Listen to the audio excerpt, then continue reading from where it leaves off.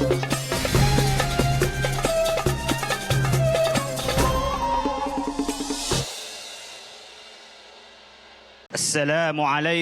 warahmatullahi wabarakatuh. Bismillahi masya Allah, la yasukul khaira illallah. Bismillahi masya Allah, la yasrifus su'a illallah. Bismillahi masya Allah, ma kana min ni'matin faminallah. Bismillahi masya Allah, la hawla wa la quwata illa billah. Alhamdulillah, wassalatu wassalamu ala rasulillah wa ala alihi wa ashabihi wa mawalah, la hawla wa la quwata illa billah. Bapak Ibu jamaah Masjid An-Nafisa di pesantren Cendekia Amanah, wabil khusus tamu kita, penceramah kita, Gus Miftah. Seyogianya saya hanya nyambut saja karena tuan rumah. Tamu undangan yang sebenarnya nanti adalah ceramahnya Gus Miftah. Bapak Ibu sekalian, tema kita tentang suudzon. Dan juga pasti lawannya adalah husnudzon. Orang muslim, orang non muslim, orang Indonesia pada umumnya sudah familiar dengan kata-kata suudzon. Suudzon itu buruk sangka.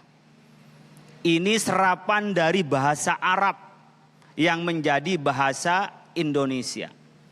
Dan serapan ini tidak lepas dari penyebaran agama Islam di Indonesia.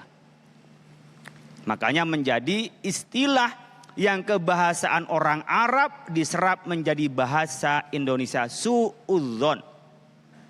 Su itu qabih atau mungkar maknanya. Jam'u sayyi, sangat atau banyak buruknya itu su. Dari kata su. Zon itu apa zon? Zon itu dugaan. Dalam bahasa Arab alimahu bi ghairi yaqinin. Tahu tapi nggak yakin. Duga-duga. Kapan bisa yakin? Kalau kita tahu sesuatu ada dalilnya, ada argumentasinya, ada buktinya, baru namanya yakin.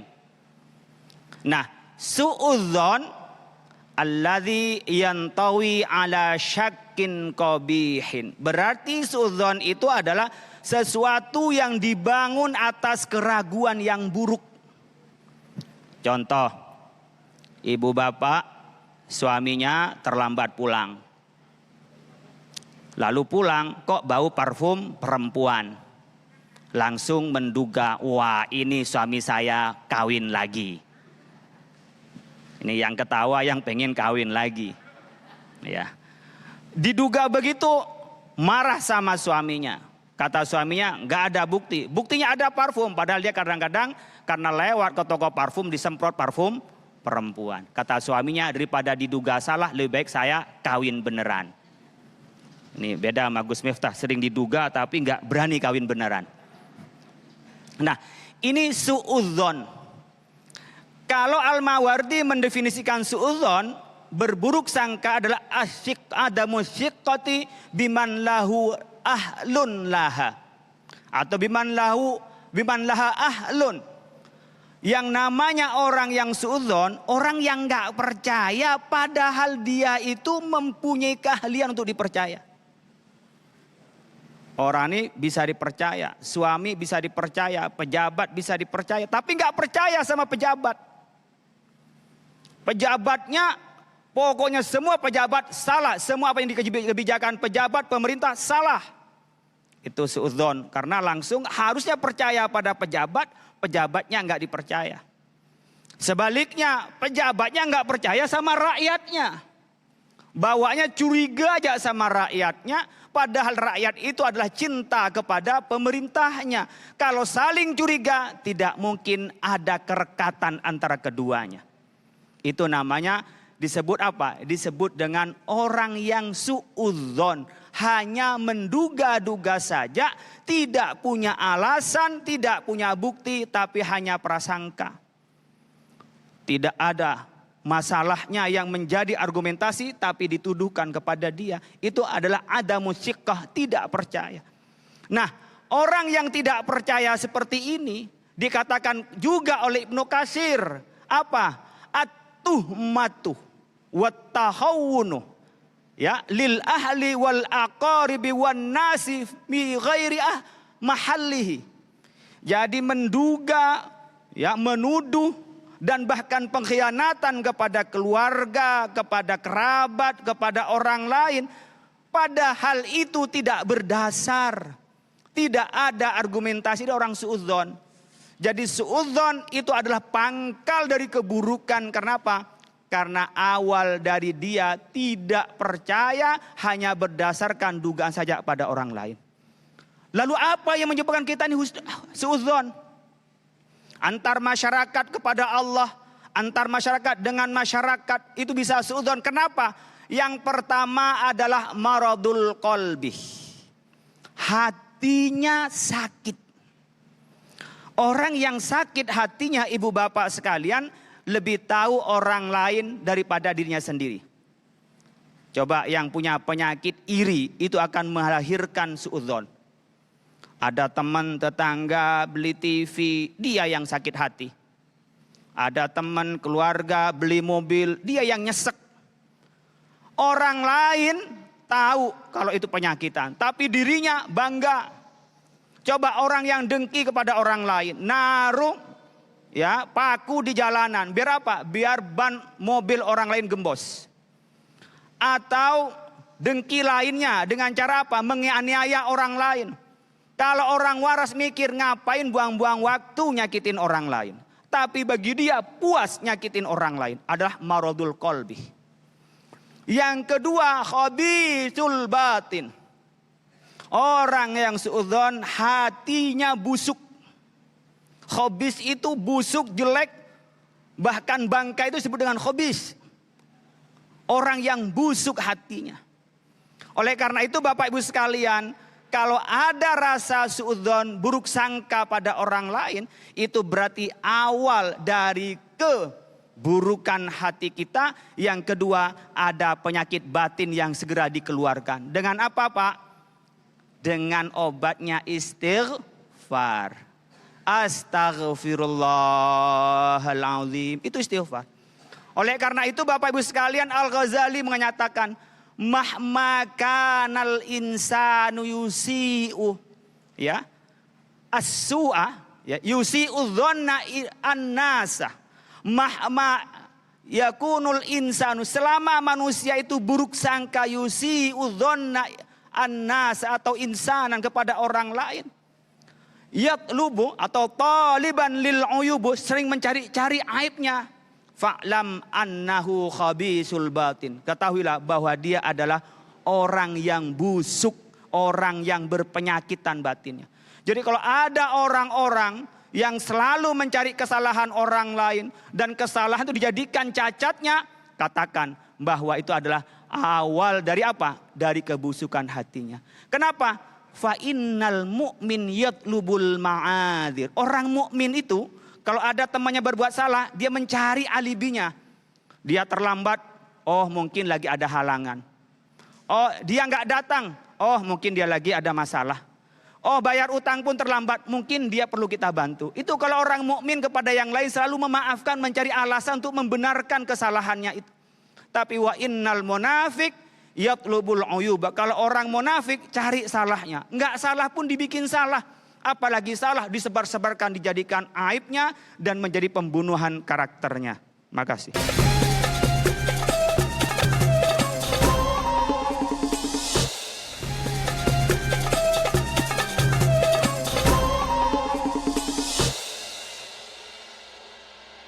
Bapak Ibu sekalian, jamaah Masjid An-Nafisa di pesantren Cendekiaman rahimakumullah. A'udzubillahi minasyaitonirrajim. Ya ayyuhalladzina amanu jatanibu katsiran minadh-dhanni inna ba'dadh-dhanni ismun. Ayat ini ceritanya apik, kenapa diturunkan oleh Allah Subhanahu wa taala. Ini barangkali bisa menjadi inspirasi sebabun nuzul ini untuk kita membangun solidaritas.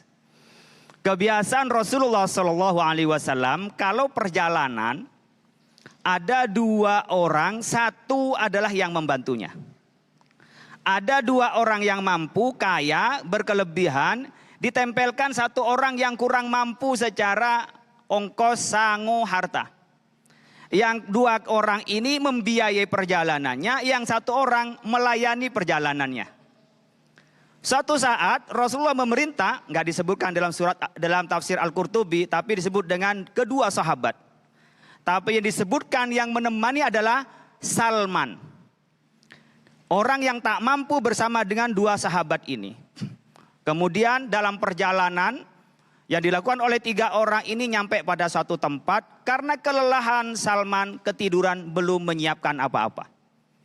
Saat mau makan, kedua sahabat yang kaya ini tidak menemukan makanan, nggak menemukan daging, tidak menemukan sayuran. Tentu namanya orang biasa makan ada, nggak ada, bingung. Kalau orang miskin nggak ada makanan biasa. Kalau orang kaya nggak ada, bingung. Bahkan kulkasnya sudah penuh, bingung. Ini belum belanja. Orang miskin besok mau dimakan, sore belum mau dimakan belum ada, masih santai saja. Jadi tawakalnya banyakkan orang miskin menggadang-gadang. Ya, nah. Saat di dalam pertemuan itu, di dalam perjalanan itu nggak ada makanan, maka kedua sahabat meminta pada Salman untuk datang pada Rasulullah. Untuk meminta makanan, berangkatlah Salman kepada Rasulullah. Ya Rasulullah, apakah ada sisa makanan ya Rasul untuk kami berikan kepada kedua sahabat? Coba lihat, Rasul itu pemimpin, anak buahnya, sahabatnya minta makanan sama Nabi. Ya, tidak selamanya menjadi kiai itu yang minta terus. Atau tidak, jangan minta, bahkan harus memberi seperti Imam Malik kaya, Asy-Syaibani kaya. Jadi kiai itu perlu jadi orang kaya biar harta kita digunakan kepada kebaikan. Jadi bukan berarti jadi kiai itu miskin. Jadi kiai kayak Miftah, Gus Miftah ini kaya, ya. Jadi kaya. Nah, datang pada Rasulullah bilang nggak ada makanan juga. Coba datang ke Usama bin Zaid. Salman berangkat ke Usama bin Zaid. Nyampe di rumahnya Usama bin Zaid. Bilang Usama bin Zaid juga nggak punya makanan. Disampaikan oleh Salman, ya Usama bin Zaid, saya diperintah oleh Rasulullah untuk menanyakan apakah ada kelebihan makanan yang bisa kami minta diberikan kepada kedua sahabat itu. Begitu juga Usama bin Zaid mengatakan tidak ada. Baliklah Salman kepada kedua sahabat bahwa sudah datang pada Rasulullah, datang kepada Usama, kedua-duanya nggak punya makanan. Apa yang dikatakan oleh kedua sahabat? Allah katanya. Usama bukan gak punya makanan, tapi pelit katanya. Bakhil katanya. Ya. Apa yang terjadi? Kepada sahabat-sahabat yang lain. Datang ke sahabat yang lain, gak menemukan makanan. Balik lagi Salman tidak mendapatkan makanan itu. Yang untuk dihidangkan. Kemudian kedua sahabat itu datang ke rumahnya Salman. Dalam perjalanan itulah bertemu dengan Rasulullah Sallallahu Alaihi Wasallam. Kata Rasulullah, mau kemana kau? Mau datang ke rumahnya Usama. Untuk apa? Mencari makanan. Kayaknya di mulutmu tuh masih ada bekas-bekas daging segar. Tidak ya Rasul, mulai pagi sampai malam ini saya nggak makan sayuran, saya nggak makan daging. Tapi kamu telah makan dagingnya Salman dan makan dagingnya Usama. Apa yang tersirat dari setelah itu turun ayat, ya ayyuhalladzina amanu jtanibu katsiran minadh-dhanni inna ba'dadh-dhanni ismun. Dikatakan di sini, jangan menduga-duga. Anda tidak tahu apakah Usama benar-benar nggak punya makanan atau memang dia pelit. Tapi Anda sudah mengatakan apa? Dia pelit. Dia adalah orang yang kikir. Bisa bayangkan Bapak Ibu sekalian, tanpa ada alasan, tanpa ada bukti, telah mengatakan orang lain adalah pelit. Inilah yang bahaya, kita menduga orang lain. Bisa bayangkan Bapak Ibu sekalian kalau kepada tetangga setiap dimintai tolong, lalu dia tidak bisa nolong, musuhin. Kenapa? Saya minta tolong sama dia nggak mau nolong. Coba kita seperti Al-Ghazali tadi sampaikan, oh dia mungkin lagi repot. Dan yang seperti ini Bapak Ibu sekalian, bahaya suudzon seperti ini. Bagaimana dengan saudara kita? Ini ketepatan Gus Miftah ada di sini. Gus Miftah itu dakwanya ke tempat pelacuran. Sempat saya tanya, Gus ada berapa pelacur yang dinikahin Gus katanya. Tapi beliau belum ada yai katanya. Lalu kita menduga beliau dakwah ke sana, wah Gus Miftah udah banyak itu. Kon tempat pelacuran, tempat minum-minuman keras kok didatengin. Suudzon pada beliau. Beliau ikhlas karena Allah. Apa yang terjadi? Sesama da'inya bermusuhan. Ini bahaya. Padahal niatnya ikhlas, kadang-kadang beliau itu ngongkos sendiri untuk berdakwah di tempat-tempat itu. Lalu kita suudzon, mungkin antara dai, antara ustaz, apa yang terjadi? Bisa permusuhan antara ustaz. Kalau muncul suudzon.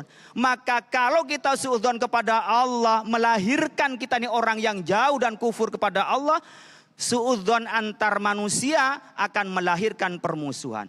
Di dalam keluarga tidak mungkin bisa harmonis kalau ada suudzon. Di dalam pertemanan tidak bisa kompak dan solid kalau ada suudzon. Di dalam konteks bernegara ini, kalau ada suudzon antar anak bangsa, antar pejabat, antar pemerintah, pejabat dengan masyarakat, masyarakat dengan pemerintah. Kalau ada suudzon, tidak mungkin ada ketentraman di pemerintah ini. Maka cita-cita kita baldatun thayyibatun wa rabbun ghafur itu tidak mungkin akan terlaksana kalau di antara kita ada suudzon. Oleh karena itu mari obati penyakit hati kita ini agar hilang dari diri kita, dan yang terjadi di diri kita adalah husnudzon.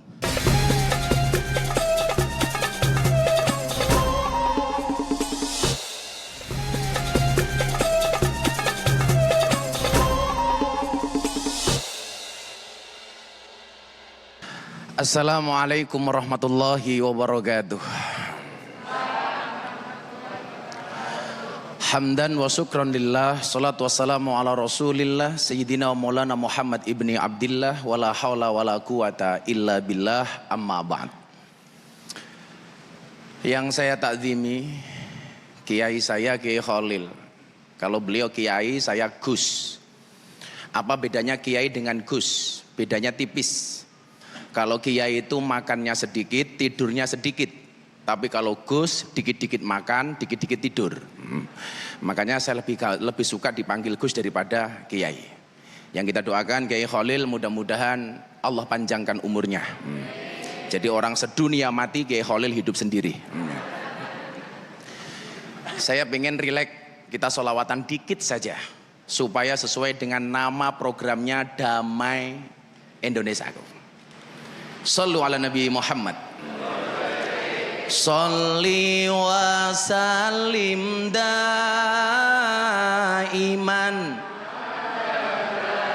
Kurang kenceng. Sholli wa sallim daiman.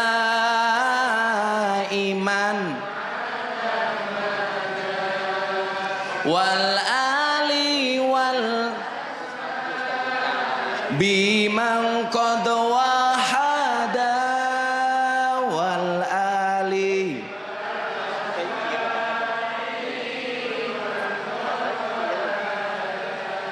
Salim Iman ala Salim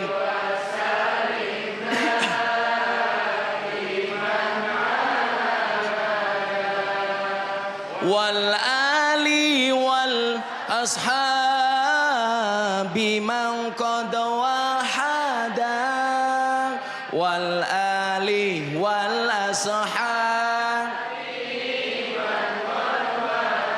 Sallu ala Nabi Muhammad. Kenapa saya buka dengan sholawat? Persoalannya sederhana. Yang menjadi masalah terbesar bangsa ini hari ini adalah adanya sifat suudzon antara satu anak bangsa dengan anak bangsa yang lainnya. Kenapa kemudian saya tambah dengan sholawat? Karena tidak ada satu permintaan pun yang ditolak oleh Allah, manakala sebuah permintaan dimulai dengan membaca sholawat. Kalau hari ini anak bangsa Indonesia semuanya, setiap orang membaca sholawat dan minta sama Allah supaya bangsa ini dijadikan bangsa yang damai, tidak akan mungkin ditolak oleh Allah. Tadi kalau Kiai Khalil bilang, kenapa Gus Miftah nggak nikah lagi? Bukan persoalan itu, karena istri saya saben hari membaca sholawat minimal 15.000 kali. setiap hari, Bu. Sementara saya tidak. Walaupun saya ditanya sama Kiai Khalil, Gus Miftah nikah lagi, nunggu takdir. Kalau memang ada takdirnya, saya nikah lagi. Kalau nggak ada takdirnya, insya Allah saya menciptakan takdir saya sendiri. Lah, ini adalah cara berhusnudzon paling gampang, dengan meminta wasilah kepada baginda Rasulullah Muhammad Sallallahu Alaihi Wasallam. Karena ada kalanya seseorang bersuudzon, dia tidak berhusnudzon karena dia belum memahami konteks yang sebenarnya. Saya kasih contoh, Bapak Ibu. Ada seseorang pengembala kambing duduk di bawah pohon beringin beristirahat. Ketika dia duduk, kepala mendongak ke atas. Apa yang dia lihat di atas? Dia mengatakan Tuhan itu tidak adil. Kenapa dia mengatakan Tuhan itu tidak adil? Jelas, ini pohon beringin, pohonnya besar. Kenapa buahnya kecil? Sementara ketika dia melihat ke bawah, ada pohon semangka yang pohonnya kecil, buahnya besar. Dia mengatakan Tuhan tidak adil. Kenapa pohon beringin yang pohonnya besar, buahnya kecil? Sementara pohon semangka yang pohonnya kecil, buahnya besar. Akhirnya apa yang terjadi?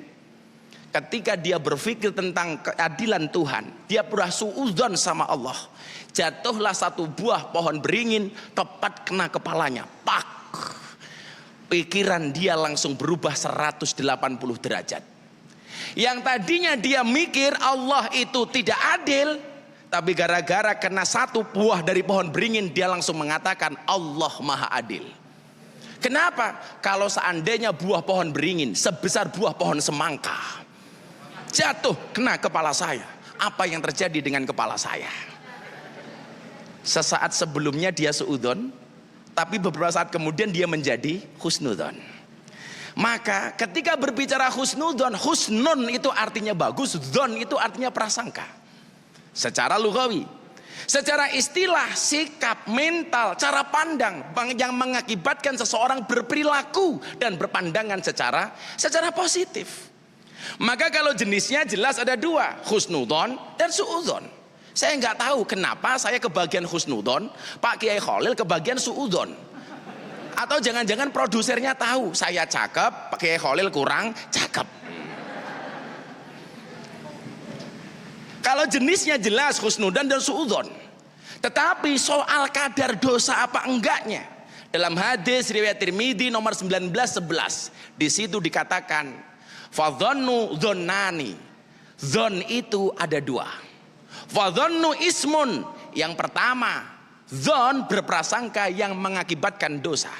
Yang nomor dua fadhannu laisa bi ismin, prasangka yang tidak menyebabkan dosa. Yang pertama, apa prasangka yang berdosa? Fa ammal ladzi yadhunnu dzannan wa yatakallam bih. Dia berprasangka dan prasangkanya ini diungkapkan. Contoh begini, ibu-ibu lihat Gus Miftah pakai kacamata hitam. Wah, ibu-ibu langsung menduga nih, ngomong sama temannya, wah Gus Miftah pakai kacamata hitam, persis si buta dari gua hantu. Begitu ibu mengatakan itu, wa yatakallam bih, berarti ibu dosa. Karena nanti kaitannya dengan ghibah. Tetapi yang kedua, dzon laisa bi ismin, prasangka yang tidak ada dosa di dalamnya. Apa? Fadhannul ladzi wala yatakallam bih. Dia berprasangka tapi tidak diucapkan, tok. Cuman di sini, Bu. Itu sebenarnya Gus Miftah ngapain sih pakai kacamata hitam? Cuman di paten, nggak ngomong sama kawannya. Itu namanya dzon yang tidak melahirkan dosa. Kalau ibu tanya sama saya, sebenarnya Gus Miftah ngapain sih pakai kacamata hitam? Jawabannya sederhana, iya saya pakai kacamata hitam. Kenapa? Karena kalau pakai kacamata lemari berat, Bu. Ayo mau berprasangka lagi. Lah kebiasaan kita apa? Ketika kita punya dzon, yang keluar dari mulut kita biasanya bukan husnudzon, tapi jatuhnya justru suudzon. Ketika kemudian dzon yang melahirkan dosa ini, kita jadi ingat atadruna mal ghibah, kata Rasulullah. Kalian tahu nggak sih apa itu ghibah? Dijawab oleh para sahabat, Allahu wa rasuluhu a'lamu. Allah dan Rasulnya yang lebih tahu. Kemudian Rasulullah mengatakan, ketika kamu menyebut saudaramu, itulah ghibah. Para sahabat ngeyel. Bagaimana kemudian kalau yang saya sebutkan itu benar, wahai Rasulullah? Apa jawab Rasulullah? Ketika kamu menyebabkan sesuatu itu benar, tetap saja jatuhnya ghibah, dan ketika salah jatuhnya adalah fitnah. Maka saya punya kiai di Jawa, Kiai Khalil, beliau mengatakan begini, husnudzon itu lebih bagus daripada suudzon. Walaupun sangkaan benar kita bisa jadi salah, sangkaan salah kita bisa jadi benar, tetap saja husnudzon lebih baik daripada suudzon. Ketika berbicara husnudzon, kita bagi dalam 3 kelompok. Tolong lihat jari saya, jangan lihat akik saya, oke? Murah bu, murah.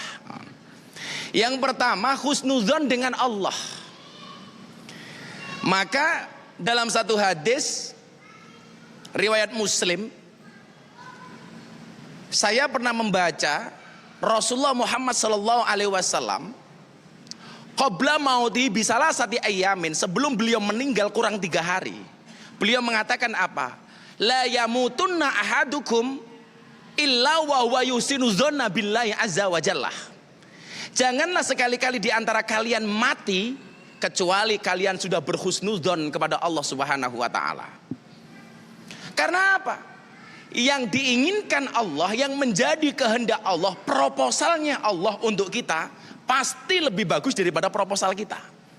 Saya kasih contoh bu, ini true story.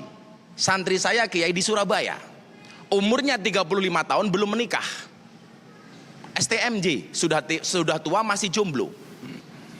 Yang jomblo saya doakan, sejomblo-jomblonya kalian mudah-mudahan segera menikah, amin. Sejomblo-jomblonya kalian pasti akan berakhir. Di mana berakhirnya? Kalau tidak di pelaminan, minimal di pemakaman. Santai saja, blue, santai. Kalau kamu lahir dalam keadaan jomblo, itu bukan sebuah kesalahan. Tapi kalau kamu mati dalam keadaan jomblo, mengenaskan. 35 tahun belum menikah. Diolok-olok sama ibunya. Ibunya bilang, nah segera nikah. Ibu pengen gendong cucu. Dia bingung. Akhirnya dia datang ke Jogja, ke tempat saya dari Surabaya. Dia minta fatwa kepada saya, bagaimana supaya kemudian dia bisa segera menikah. Saya bacakan satu kitab hikam yang di situ ada kaidah bunyinya sangat bagus. Ma tawaqqafa matlabun anta talibu birobika wala tayassara matlabun anta talibu binafsika. Tidak akan pernah berhenti sebuah permintaan ketika permintaanmu kamu sandarkan kepada Tuhanmu, dan tidak akan pernah menjadi mudah sebuah permintaan ketika kamu percaya dengan kemampuanmu. Terus gimana bah? Kamu percaya dengan Allah bahwa jodohmu sudah diatur oleh Allah. Kalau toh kamu hari ini dibully dasar kamu jomblo, kamu jawab, sorry, saya jomblo bukan karena saya nggak laku, tapi karena saya mampu menjaga kehormatanku. Oh. Minta sama Allah, dia pulang, rubah niatmu. Rubah cara pandangmu, yang tadinya kamu bersuudzon kepada Allah, kamu husnudzon sama Allah. Bahwa kamu sudah disiapkan jodoh terbaik oleh Allah. Pulang. Sampai rumah tiap malam dia qiyamul lail tahajud. Sudah berdoa sama Allah, ya Allah, bila dia jodohku jadikan dia istriku ya Allah. Namun bila dia bukan jodohku, mbok dicek lagi ya Allah. Doanya ada peninjauan kembali. Malamnya lagi berdoa, ya Allah, saya mau menikah dengan siapapun ya Allah, yang penting perempuan ya Allah. Sampai malam ke-7 dia minta sama Allah, tata hatinya yang tadinya dia masih punya zon yang enggak dengan Allah, dia rubah dengan husnudzon. Subuh hari ke-7 dia pulang. Apa yang terjadi? Sampai jalan kakinya bu digigit ular. Dan ternyata yang terjadi apa? Ular yang menggigitnya adalah ular betina. Langsung dia bilang sama Allah, Tuhan, saya itu minta jodoh perempuan, kenapa yang datang ular betina? Akhirnya pingsan, masuk rumah sakit. Disinilah cerita cinta itu dimulai. Wow. Saya jadi ingat dengan firman Allah, wa asa ang takrahu syai'an wa huwa khairul lakum wa asa ang tuhibbu syai'an wa huwa syarrul lakum. Bisa jadi kita membenci sesuatu padahal itu baik bagi kita. Tapi sebaliknya, kita mencintai sesuatu padahal itu buruk bagi kita. Sampai rumah sakit bu, yang terjadi apa? Ketemu dengan perawat suster yang kebetulan perawatnya juga jomblo. Berhari-hari di rumah sakit, akhirnya mereka jatuh cinta. Jatuh cinta. Kalau kata orang Jawa mengatakan apa? Waiting tresno jalaran soko. Salah. Waiting tresno jalaran soko dicokot ulo. Sang cowok mau ngomong sama cewek nggak berani. Kenapa? Karena merasa modalnya pas-pasan, modelnya nggak masuk. Karena orang mau menikah itu yang dilihat cuma dua, modal dan model. Kayak Mas Agung ini modalnya ada, modelnya ya pas-pasan lah gitu.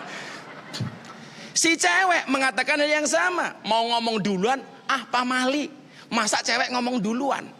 Berhari-hari di rumah sakit mereka semakin cinta, sampai hari terakhir rumah sakit modern Bapak Ibu hari ini itu dikasih musik setiap pagi. Supaya apa? Membangkitkan seseorang supaya segera sembuh.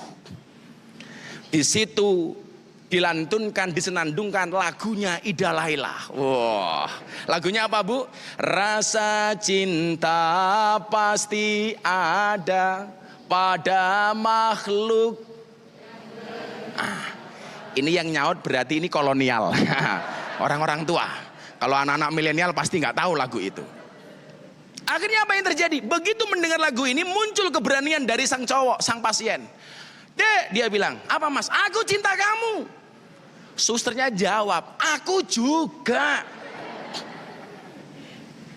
Dan ternyata cinta mereka bukan dari mata, tapi cinta mereka dari hati. Apa bedanya cinta dari mata dan dari hati? Cinta yang bermula dari mata hanya akan berakhir dengan air mata. Oh, tapi cinta yang berawal dari hati sampai akhir tidak akan pernah mati. Wah. Seperti cinta saya kepada Bapak Ibu, seperti coronavirus. Apa itu? Tidak nampak tapi sangat serius. Setelah dia merubah pikirannya tentang Allah, dia berhusnudzon dengan Allah. Apa yang terjadi? Dia mendapatkan jodohnya dengan merubah cara pandang dan pola pikirnya. Yang tadinya dia bersuudzon, merubah menjadi husnudzon. Maka benar kata Rasulullah, iyyakum wadhanna, jauhilah dari kalian berprasangka, fa inna dzanna akdzibul hadis. Karena berprasangka itu adalah sebohong-bohongnya perkataan. Maka kita itu sering belum tahu faktanya sudah ngomong duluan. Kadang-kadang kita bersuudzon dengan orang hanya mendengar. Maka Bapak Ibu tahu, Allah menciptakan mata, gunanya apa? Supaya kita menilai orang lain tidak dari telinga. Saya ulangi, Allah menciptakan mata supaya kita tidak menilai orang lain dengan menggunakan telinga. Maka hari ini dari cerita tadi itu, mas-mas kameramen yang jomblo saya doakan, mudah-mudahan pulang dari Damai Indonesiaku kalian kok mendapatkan jodoh digigit ular.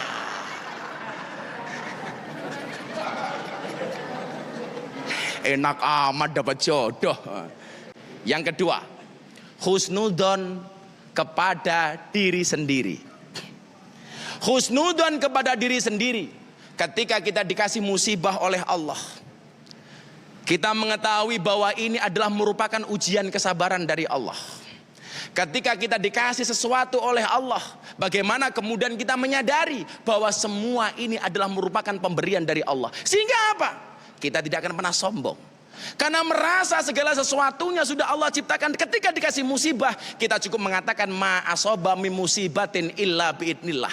Tidaklah satu musibah itu terjadi kecuali atas izin Allah. Kemudian yang ketiga, husnudzon kepada manusia lainnya. Menyambung tadi dawuhnya Kiai Khalil, itulah yang saya lakukan. Kenapa kemudian Gus Miftah mau blusuan? Pengajian di lokalisasi, pengajian di klub-klub malam, di tempat-tempat pelacuran dan lain sebagainya. Kenapa? Karena saya berhusnudzon kepada mereka. Dan luar biasanya apa? Satu fakta. Saya duduk dengan mbak-mbak anak dunia malam, hiburan. Ketika melihat kiai dan rombongan pengajian lewat di jalan, dia mengatakan apa? Ya Allah, alangkah luar biasanya mereka. Saya bermaksiat, mereka mendatangi tempat pengajian. Satu saat gantian saya jalan dengan rombongan pengajian melewati sebuah klub malam. Apa kalimat yang keluar dari rombongan anak-anak pengajian? Dasar anak-anak penuh dosa. Orang yang bermaksiat melihat orang yang baik dengan kacamata kasih sayang. Sementara orang yang baik kadang-kadang melihat ahli maksiat dengan kacamata kebencian. Ingat, ahli maksiat yang khawatir dengan kemaksiatannya lebih baik daripada orang yang banyak ibadah tapi sombong dengan ibadahnya.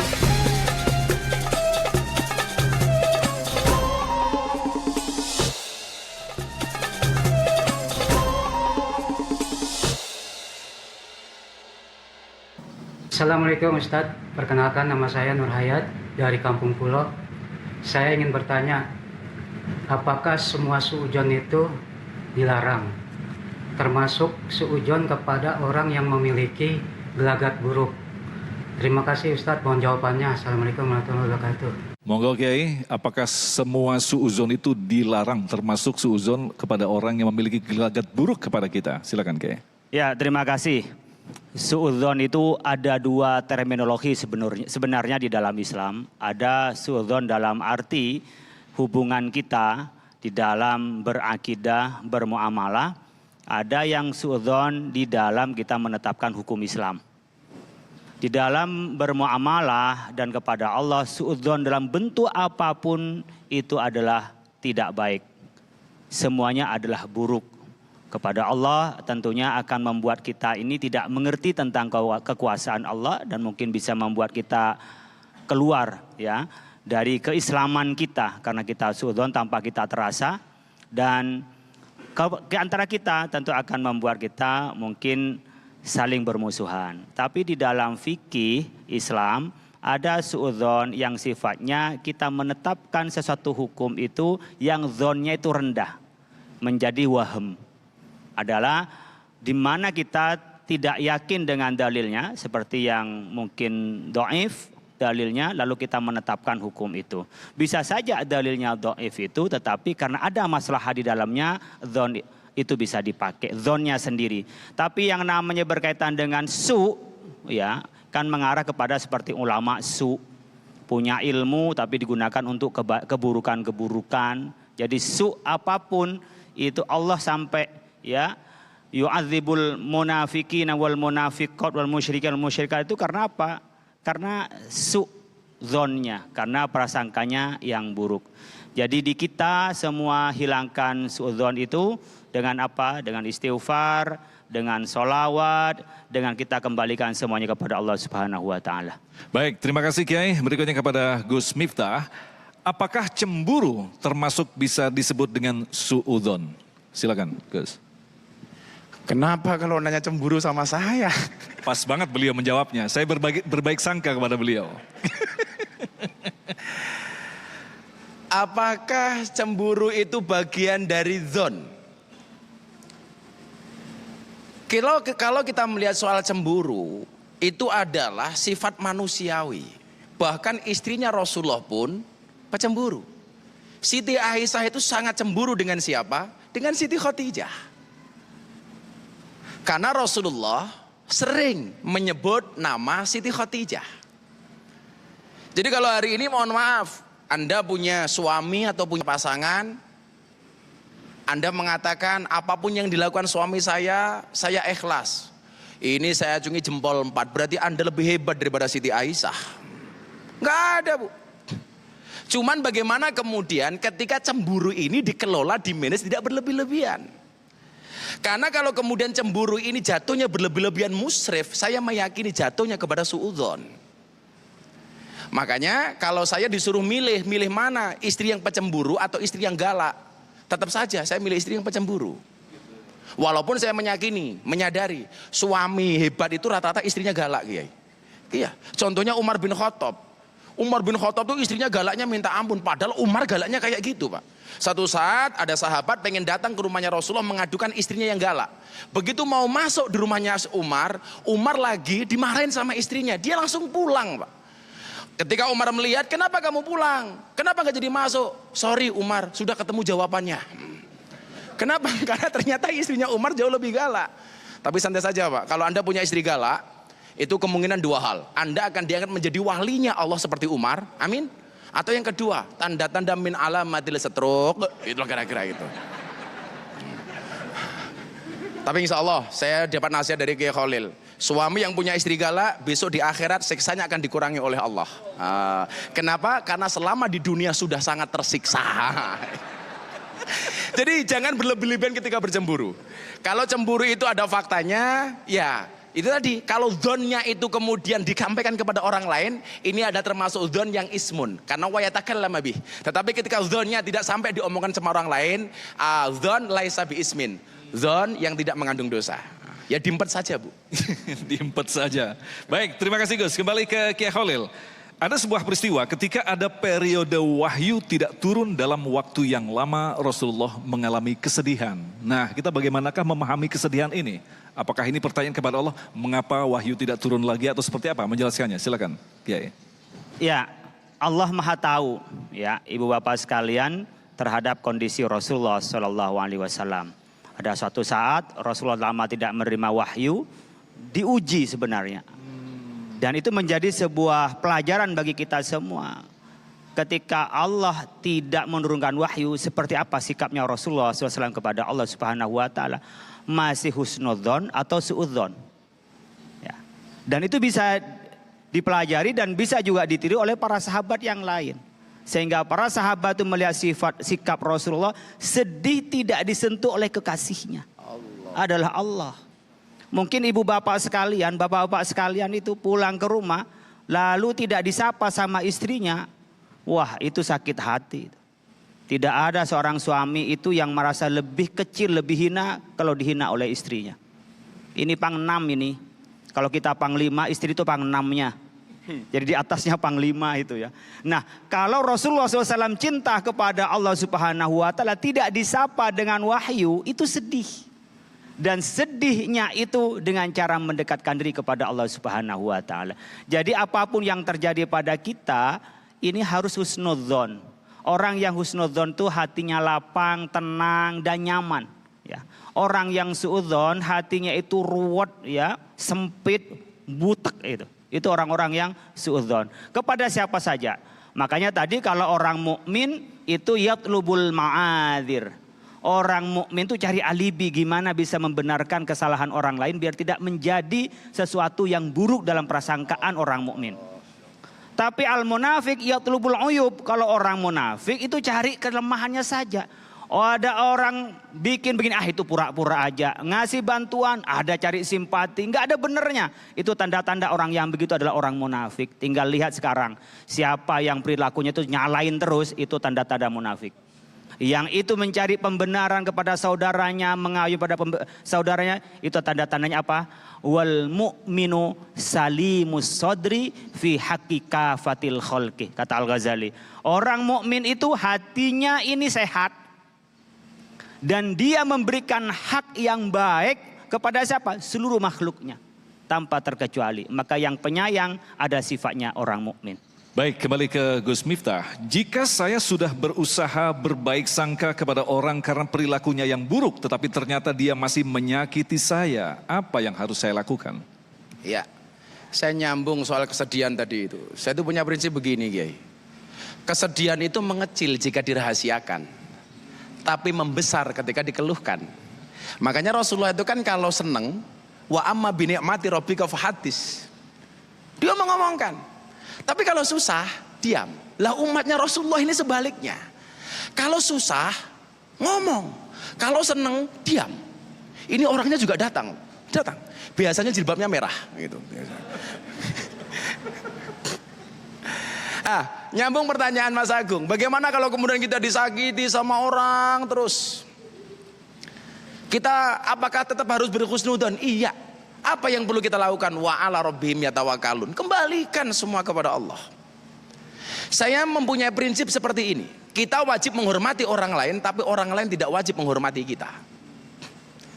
Kita tidak bisa ngatur orang lain ngomong apa kepada kita. Yang bisa kita lakukan adalah bagaimana kita menyikapi omongan orang lain kepada kita. Kita tidak bisa mengatur ombak, tapi kita bisa belajar berselancar. Maka ketika kemudian orang terus mencari-cari kesalahan kita, ketika seseorang ngerasani ngomongin kita di belakang kita, jelas bahwa hidup kita lebih maju dibandingkan dia. Saya sering mengatakan apa yang ada itu yang di belakang ngomongin yang di depan. Jarang yang di depan ngomongin yang di belakang. Yang di bawah ngomongin yang di atas. Gak mungkin yang di atas ngomongin yang di bawah. Orang kecil ngomongin orang besar. Gak mungkin orang besar ngomongin orang kecil. Karena rata-rata orang besar di Indonesia sudah lupa dengan orang kecil. Maka ketika kita sudah berbuat baik, orang tetap saja berbuat jelek dengan kita. Santai saja. Wa ala rabbihim yatawakkalun. Tawakal, kembalikan semua kepada Allah, pasrahkan semua kepada Allah. Kalau masih bisa diajak ngomong, diajak ngomong. Kalau nggak biasa, ya diajak diam sekalian. Diam. Jangan dimaafkan begitu. Baik, kita kembali ke Kiai Khalil. Ini pertanyaan menarik sekali. Kita saksikan bersama kualitas hubungan persaudaraan di negeri ini nampak turun lantaran saling berburuk sangka. Bagaimanakah solusi yang harus kita lakukan untuk bisa memperbaiki situasi ini, Kiai? Bukan hanya buruk sangka, tapi tak bisa move on Apa dari Kiai? masa lalu. Tak bisa? Tak bisa move on. Sebelum dilanjutkan Kiai, kenapa move on itu susah? Ya, ada jawabannya Mas Agung. Kenapa move on itu susah? Ya, karena dari SD sampai kuliah yang dipelajari hanya menghafal dan mengingat, bukan melupakan. Iya. Jadi perlu nanti ditambahkan selain menghafal adalah mengubah dan memahami. Jadi sebenarnya persoalan kita di samping soal suudzon itu karena terbawa oleh masa lalu. Masa warisan. Pendukung tokoh tertentu itu fanatik dengan tokohnya, ketika ada clash masa lalu dibawa sampai sekarang. Kalau yang dulu antar tokoh pernah berantem, pernah juga barangkali polemik, namanya perjuangan, nama juga sama tokoh, yang dilihat buruknya dan gak mau melupakan dengan itu. Makanya saking tambah banyak pemimpin, tambah banyak tokoh di Indonesia, nantinya tambah banyak yang berseteru. Karena masing-masing yang memimpin lama dia punya anak buah, Allah. punya pengikut. Pengikutnya ini hanya mencari kesalahan dari orang yang tidak sepaham dengan tokohnya. Coba dibalik tadi seperti ceramahnya Gus Miftah. Diambil dari yang baiknya orang yang berseteru atau orang yang berpolemik dengan tokoh kita. Baik Republik ini. Coba lihat tokoh ini punya pengikut ini. Tokoh B punya pengikut ini. Tokoh C. Dan pengikutnya ini fanatik dan membenturkan. Oleh karena itu dia pertama tidak move on dari masa lalu masalahnya. Lahirnya pasti suudzon. Yang kedua persoalannya adalah asobiyah al-batilah. Fanatisme yang buta itu berlebihan. Pokoknya kalau kelompok saya benar, siapa yang ikut kelompok saya salah. Nah, nyalah-nyalahin padahal jalannya itu banyak menuju suatu kemaslahatan, dianggap dan menafikan jalan lain itu adalah salah. Nah, dua hal ini yang seringkali Bapak Ibu sekalian melahirkan suudzon. Termasuk juga ambisius yang berlebihan, ingin berkuasa, itu melahirkan suudzon.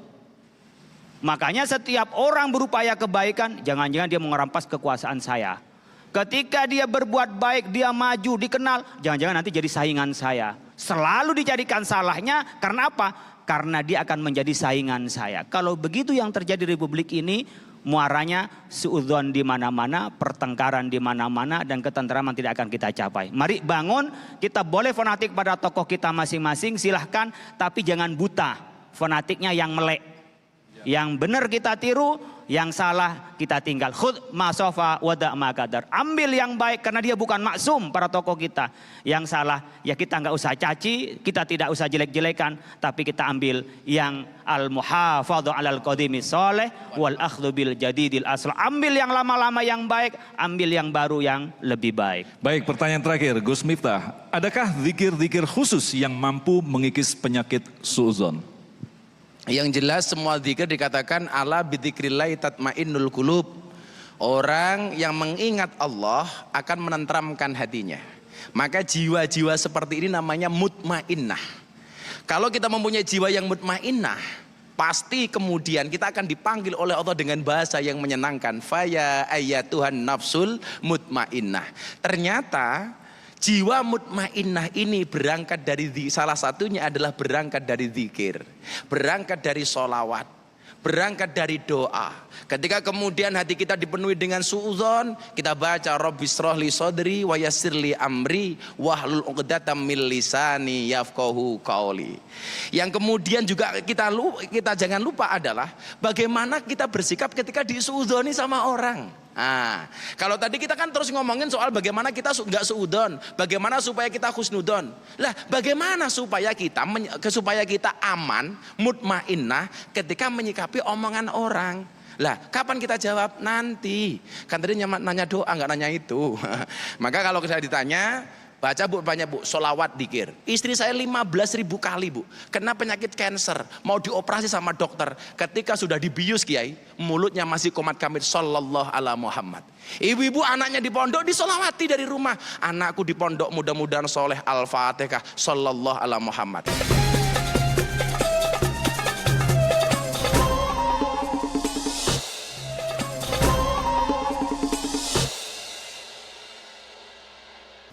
Bapak Ibu jamaah masjid rahimakumullah, mari kita akhiri majelis ini dengan berdoa kepada Allah Subhanahu wa taala. Doa silahul mukmin wa mukhul ibadah. Doa itu adalah senjata kita dan inti dari ibadah kita.